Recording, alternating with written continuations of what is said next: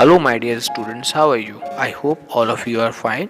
So, I welcome you all to my channel Economic Express, and today we are going to start chapter 4th of Geography from class 8th. The name of the chapter is Agriculture, the backbone of Indian economy. So, the topic that we are going to study in this chapter is, first of all, what is agriculture and what is the importance of agriculture in our country? What are the type of activities that we are doing in our country?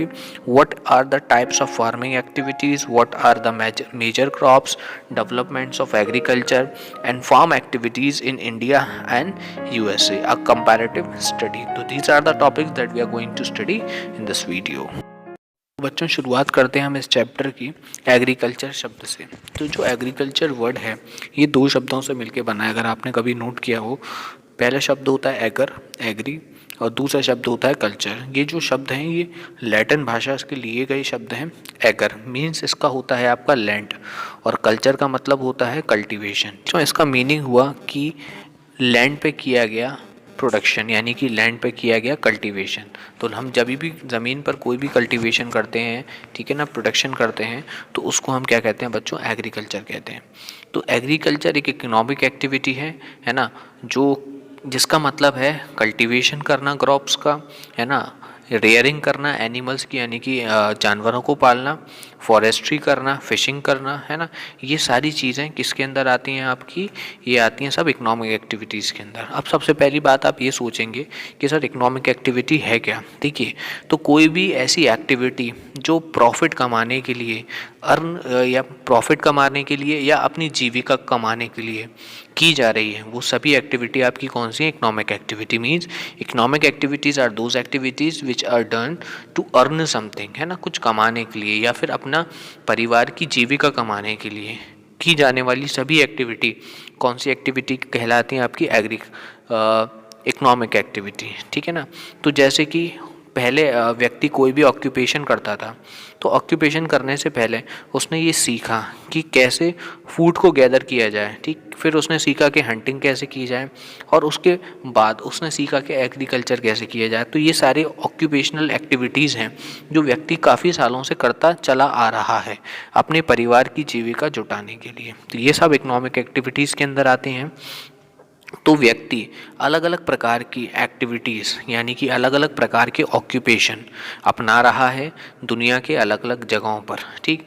तो वो occupation 3 प्रकार से divided किए गए हैं, यानी कि economic activities are divided into 3 types.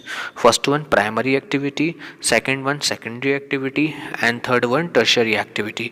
तो there are 3 type of activity. तो अब हम यहाँ पर जो अगला टॉपिक पढ़ेंगे वो यही है कि what are the type of activity. Student, सबसे पहली जो एक्टिविटी आज हम पढ़ने वाले हैं वो है प्राइमरी एक्टिविटी। तो सबसे पहले अगर बात की जाए आपकी प्राइमरी एक्टिविटीज़ की, तो इसका मतलब प्राइमरी एक्टिविटीज़ का मतलब वो एक्टिविटीज़ होती हैं जो मदर अर्थ से मिलने वाले नेचुरल रिसोर्स को यूज़ करके हम अपनी जीविका कमाते हैं। जैसे कि हमारे पास मदर अर्थ से मिलने वाली क्या क्या चीज़ें हैं? लैंड है, सॉइल है, फॉरेस्ट है, ग्रासलैंड है। तो हम इन रिसोर्सेज से क्या क्या कर सकते हैं? देखिए, हम इनसे फार्मिंग कर सकते हैं, फिशिंग कर सकते हैं, एनिमल की रियरिंग कर सकते हैं, मतलब जानवर पालन कर सकते हैं, है ना, माइनिंग कर सकते हैं, है ना। तो ये प्रकार की एक्टिविटी किसके अंदर आती हैं बच्चों?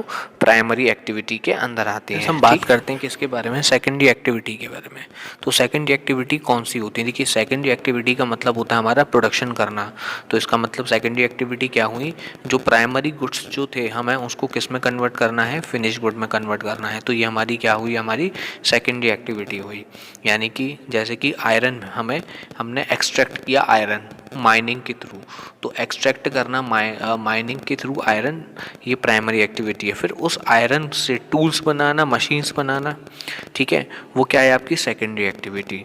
शुगर केन है, आप शुगर केन से आप शुगर बनाओगे, कॉटन से कॉटन टेक्सटाइल बनाओगे, है ना। तो ये आपकी एक्टिविटी कौन सी एक्टिविटी होती है? Secondary activity. Basically secondary activity कौन सी होती है? मैन्युफैक्चरिंग एक्टिविटी, जिसमें हम किसी चीज़ का क्या करते हैं? प्रोडक्शन करते हैं, ठीक है। स्टूडेंट्स, जो थर्ड एक्टिविटी के बारे में हम पढ़ने वाले हैं वो है टर्शरी एक्टिविटी। ठीक है, नाउ जो टर्शरी एक्टिविटीज़ होती हैं वो होती हैं सर्विस, जिसमें हम सर्विस प्रोवाइड कराते हैं। ठीक है, जैसे कि प्राइमरी एक्टिविटी में हम नेचुरल रिसोर्सेज से किसी चीज़ का प्रोडक्शन करते हैं, है ना, जैसे कि एग्रीकल्चर हुआ, फार्मिंग हुआ, फिशिंग हुआ, है ना, रेयरिंग ऑफ एनिमल्स हुआ, माइनिंग हुआ। सेकेंडरी एक्टिविटी में हम रॉ मटेरियल को कन्वर्ट करते हैं फिनिश गुड में, यानी कि सेकेंडरी जो एक्टिविटी है वो है प्रोडक्शन से रिलेटेड। और जो टर्शरी एक्टिविटी है वो है सर्विस प्रोवाइड करने वाली एक्टिविटी। ठीक है, जैसे कि ट्रेड है।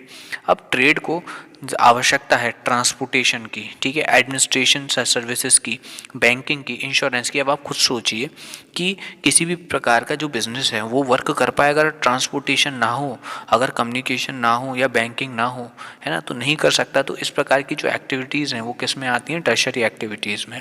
यानी कि एक टीचर जो पढ़ा रहा है स्कूल में वो भी क्या है? आपकी टर्शरी एक्टिविटी है ना। एक जो लॉयर है अपनी सर्विस प्रोवाइड करा रहा है वो भी क्या है? Tertiary activity. ठीक है, एक डॉक्टर जो अपनी सर्विसेज पेशेंट्स को दे रहा है वो भी क्या है? आपकी टर्शरी एक्टिविटी। ठीक, तो टर्शरी एक्टिविटी सबसे इम्पॉर्टेंट एक्टिविटी है। 50% जो हमारी पॉपुलेशन है पूरे वर्ल्ड की, वो आपको पता है कि किस पे डिपेंड है? एग्रीकल्चर पे डिपेंड है ना। वो अलग अलग प्रकार की फिजिकल इन्वायरमेंट में, है ना, अलग अलग टेक्नोलॉजी के साथ, है ना, लोगों के साथ किस में जुटी हुई है? आपकी एग्रीकल्चर में जुड़ी हुई है। और एग्रीकल्चर हमारा प्राइमरी ऑक्यूपेशन है। ठीक है, एग्रीकल्चर में हम कल्टीवेशन करते हैं क्रॉप्स का, फ्रूट्स का, वेजिटेबल्स का, है ना, और यहाँ तक कि एनिमल्स को पालना, फिशिंग करना, है ना, इस प्रकार की एक्टिविटी सब किस में आती हैं? एग्रीकल्चर में आती हैं। ठीक है, अब एग्रीकल्चर की वजह से ही हम फूड, शेल्टर और क्लोथिंग को भी फुलफ़िल कर पाते हैं। हमारी जो बेसिक नीड्स हैं जैसे कि फूड हुआ, शेल्टर हुआ, क्लोथिंग हुआ, है ना, ये सब हम एग्रीकल्चर से अपनी फुलफ़िल कर सकते हैं। तो एग्रीकल्चर करना भी क्या है बच्चों? एक इम्पॉर्टेंट प्राइमरी एक्टिविटी है। ठीक है, या इकोनॉमिक एक्टिविटी। ओके, तो स्टूडेंट्स, हमारा जो नेक्स्ट टॉपिक है वो है सस्टेंस फार्मिंग। तो सस्टेंस फार्मिंग बच्चों होती क्या है पहले तो हम समझते हैं। तो ये एक ऐसी टाइप की फार्मिंग है जिसमें जो क्रॉप्स ग्रोन करता है फार्मर वो अपने कंजम्पशन के लिए करता है। नॉर्मली कोई भी फार्मर अगर क्रॉप्स ग्रोन करता है तो वो मार्केट में सेल करने के लिए करता है, लेकिन सस्टेंस फार्मिंग में जब एक फार्मर क्रॉप्स ग्रोन करता है तो बेसिकली वो अपने खुद के कंजम्पशन को करने के लिए करता है, खुद में प्रयोग लाने के लिए उस फार्मिंग का प्रोडक्शन करता है। इस टाइप की जो फार्मिंग होती है वो छोटी फील्ड पर की जाती है, छोटे फार्मर्स द्वारा की जाती है ना। और इसमें फार्मर्स जो है अपनी पूरी फैमिली मेम्बर्स के साथ मिलके इस प्रकार की फार्मिंग को करते हैं। अब जो सस्टेंस फार्मिंग है बच्चों, ये दो प्रकार की फार्मिंग कहलाती है ना, जैसे कि प्रिमिटिव सस्टेंस फार्मिंग, है ना, और दूसरी होती है आपकी इंटेंस सस्टेंस फार्मिंग। ठीक, पहले बात करते हैं हम लोग यहाँ पर किसकी? प्रिमिटिव सस्टेंस फार्मिंग की। इसके अंदर शिफ्टिंग कल्टीवेशन और नोमैड हर्डिंग आती है। ठीक, मतलब शिफ्टिंग कल्टीवेशन में एक जगह से दूसरी जगह पर हम लोग बदल बदल के फार्मिंग करते हैं, है ना। और नोमैडिक हर्डिंग के बारे में भी मैं आपको बताऊंगा। तो सबसे पहले बात करते हैं बच्चों किसकी? शिफ्टिंग कल्टीवेशन की। तो शिफ्टिंग जो कल्टीवेशन है ये सबसे पुराना तरीका है क्या करने का? फार्मिंग करने का, है ना। तो जो ट्राइबल लोग होते हैं, है ना, जो मतलब जंगल में रहने वाले ट्राइबल लोग होते हैं, कबीले में रहने वाले जो लोग होते हैं, वो साउथ अफ्रीका, अमेरिका, है ना, साउथ ईस्ट एशियन कंट्रीज़ के जो इन पार्ट्स में पाए जाते हैं ऐसे लोग इस प्रकार की फार्मिंग को करते हैं। ठीक, वो क्या करते हैं? पहले फॉरेस्ट को की कटिंग करते हैं, फिर फॉरेस्ट को क्या कर देते हैं? बर्न कर देते हैं कल्टीवेशन से पहले। तो वो जो ज़मीन होती है वो मिल जाती है। अब जैसे आप फॉरेस्ट में जाओगे तो आपको फॉरेस्ट में ट्रीज़ मिलेंगे। अब उन ट्रीज़ को पहले वो क्या करते हैं? उनको कट करते हैं और फिर उनको बर्न यानी कि जला देते हैं। तो इसको हम लोग स्लैश एंड बर्न कल्टीवेशन भी कहते हैं। ठीक है, या फिर बुश और फैलो कल्टीवेशन भी कहते हैं। यहाँ पे जो राख होती है ना, वो क्रॉप्स को मैन्योर का काम करती है, यानी कि एक प्रकार से खाद का काम करती है। मेज़, है ना, याम्स, कसोवा, इस प्रकार की चीज़ें यहाँ पर ग्रोन होती हैं, है ना।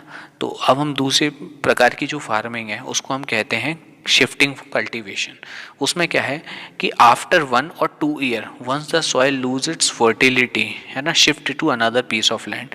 1 या 2 साल बाद जब ज़मीन अपनी फर्टिलिटी यानी कि उपजाऊपन खो देती है ना, तो हम लोग दूसरे पीस ऑफ लैंड पर जाके कल्टीवेशन स्टार्ट करते हैं। मतलब एक ज़मीन के टुकड़े को छोड़ के जब वो अनउपजाऊ हो जाता है एक ज़मीन का टुकड़ा, तो जब हम दूसरे ज़मीन के टुकड़े पर कल्टीवेशन करना शुरू कर देते हैं तो उसको कहते हैं शिफ्टिंग कल्टीवेशन। शिफ्टिंग से आपको समझ में आ रहा होगा, शिफ्ट करना मतलब एक जगह से दूसरी जगह शिफ्ट करना, है ना। तो उसको हम क्या कहते हैं बच्चों, शिफ्टिंग कल्टीवेशन।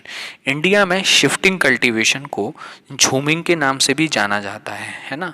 लदांग इंडोनेशिया में जाना जाता है, मिल्पा मैक्सिको में पाया जाता है ना, रोका ब्राज़ील में और रे वियतनाम में। ये अलग अलग प्रकार के नाम हैं जो अलग अलग जगहों पर शिफ्टिंग कल्टीवेशन को दिए गए। इंटेंसिव सस्टेंस एग्रीकल्चर, बच्चों बात करते हैं इसके बारे में।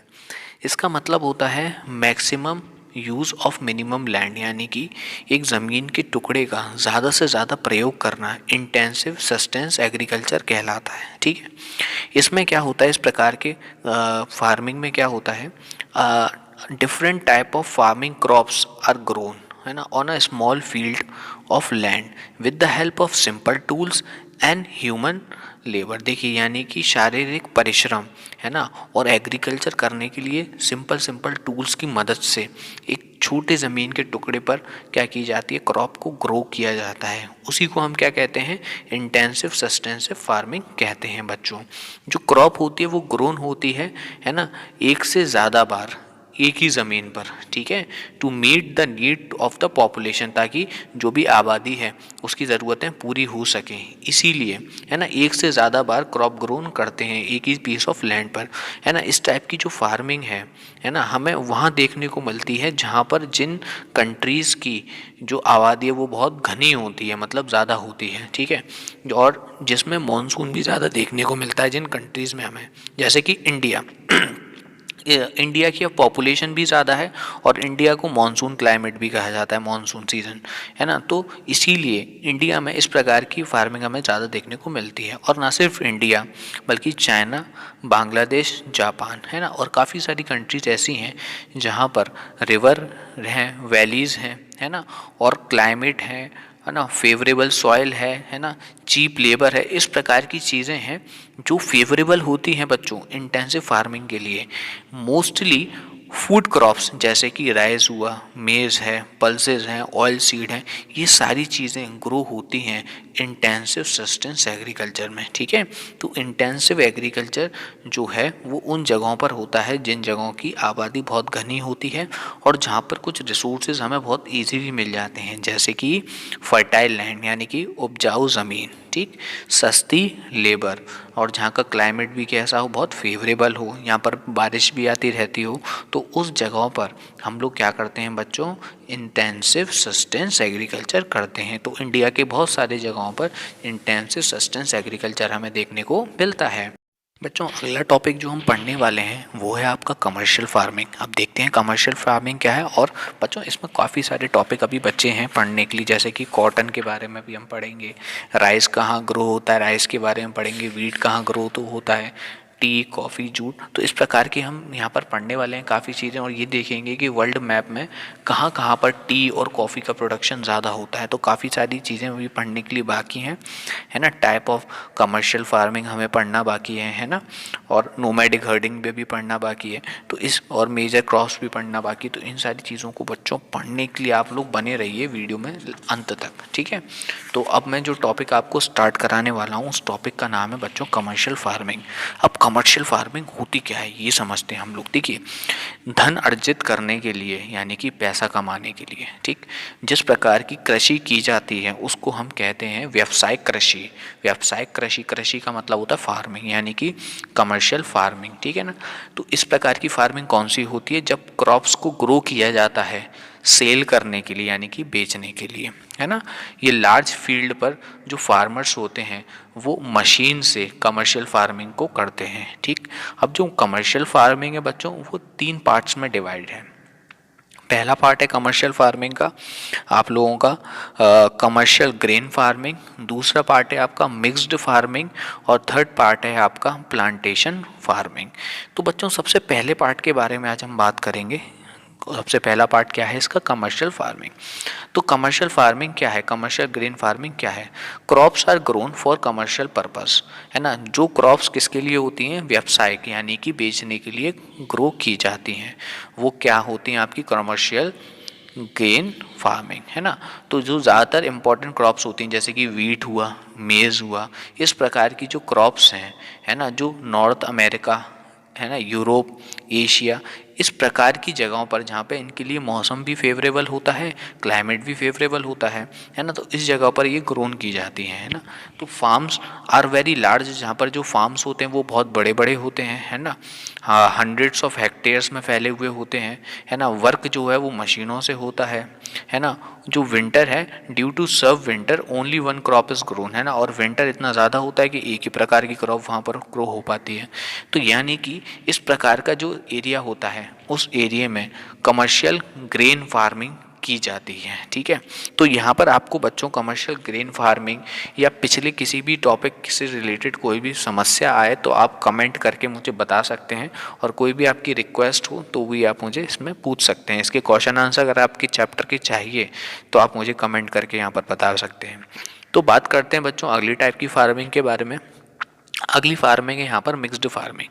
तो मिक्स्ड फार्मिंग क्या है, जहाँ पर कल्टीवेशन ऑफ क्रॉप्स की जाती है ना, cultivation of crops and rearing of animal done on the same field, मतलब एक ही फील्ड में, है ना, एक ही ज़मीन के टुकड़े पर कल्टीवेशन भी किया जाता है क्रॉप्स का, है ना, और जानवरों को भी पाला जाता है ना। इस प्रकार की जो फार्मिंग है वो हमें देखने को मिलती है यूरोपियन कंट्रीज़ में, ईस्टर्न यूएसए में, Argentina, south east part of Australia, New Zealand और साउथ अफ्रीका, उसको हम कहते हैं मिक्स्ड फार्मिंग।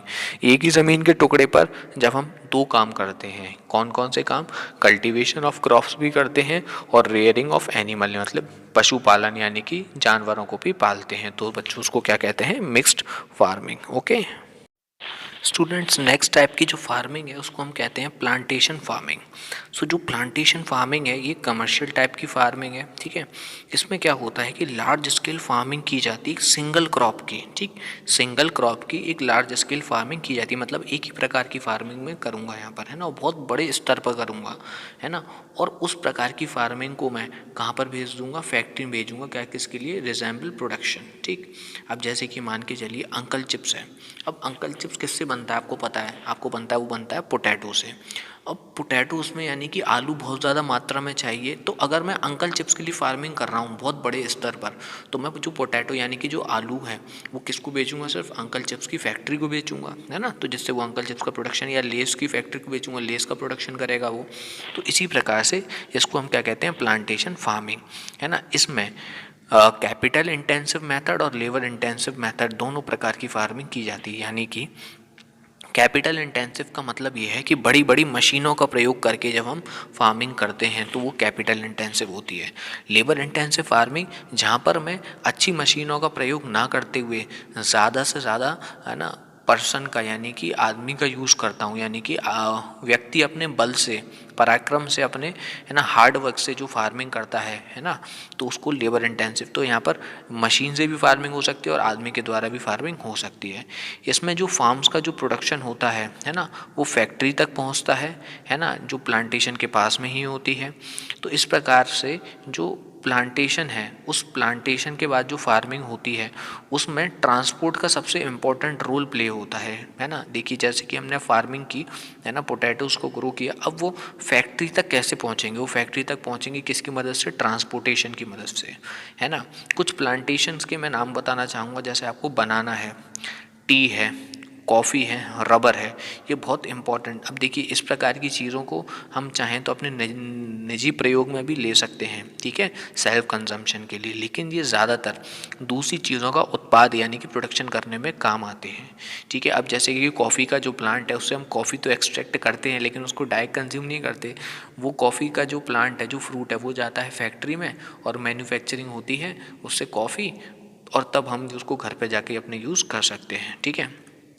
तो जो प्लांटेशन है वो मलेशिया में, ठीक है, मलेशिया में रबर का, है ना, इंडिया, ब्राज़ील, श्रीलंका में, है ना। तो इस प्रकार से अलग अलग प्रकार की जगहों पर अलग अलग प्रकार के प्लांटेशन हमें देखने को मिलते हैं बच्चों, ठीक है। तो इस वीडियो में बच्चों मैं यहीं तक बताने वाला हूँ, है ना। बाकी का जो अगला टॉपिक है वो नेक्स्ट वीडियो में हम कवर करेंगे। और इस वीडियो से रिलेटेड अगर आपको कोई भी प्रॉब्लम क्वेरी है तो आप मेंशन कर सकते हैं, कमेंट कर सकते हैं, है ना। नेक्स्ट वीडियो में इसका जल्द से जल्द लेके आऊँगा आपके सामने, ठीक है। और thank you for watching this video and if you have any problem can just mention it.